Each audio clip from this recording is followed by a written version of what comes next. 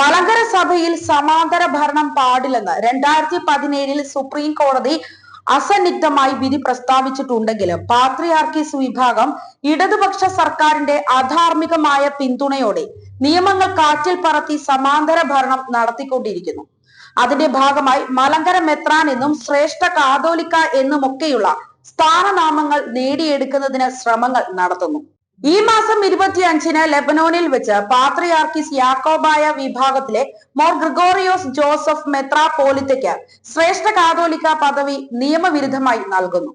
പ്രസ്തുത ചടങ്ങിൽ പങ്കെടുക്കുന്നതിനും ലെബനോനിൽ വിനോദയാത്ര നടത്തുന്നതിനു വേണ്ടിയിട്ടുമായി പിണറായി വിജയന് പകരം മന്ത്രിസഭയിലെ ഒരു മന്ത്രിയുടെ നേതൃത്വത്തിൽ 5 MLA-മാരും ഒരു IAS ഉദ്യോഗസ്ഥനും ഉൾപ്പെടെ 7 പേർ സർക്കാർ ചെലവിൽ പോകാൻ അനുമതി കൊടുത്തിരിക്കുകയാണ്.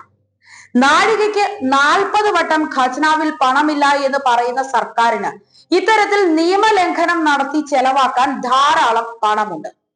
ലെബനോൻ സന്ദർശിക്കുന്ന പ്രതിനിധി സംഘത്തിലെ അംഗങ്ങൾ മിക്കവരും വികട യാക്കോബായ അംഗങ്ങളാണ്. അവരെയും സർക്കാർ ചിലവിലാണ് കൊണ്ടുപോകുന്നത്. മന്ത്രി P. Rajeev, Anoop Jacob, ET Tyson master, Eldhose P. Kunnappilly, Job Michael, PV Sreenijin, APM Muhammad Haneesh എന്നിവരാണ് ടൂർ പോകുന്നത്. സന്ദർശനവുമായി ബന്ധപ്പെട്ട എല്ലാ ചെലവുകളും സംസ്ഥാന സർക്കാർ ബന്ധപ്പെട്ട അക്കൗണ്ടുകളിൽ നിന്ന് വഹിക്കുമെന്ന് സർക്കാർ ഉത്തരവും ഇറങ്ങിക്കഴിഞ്ഞു.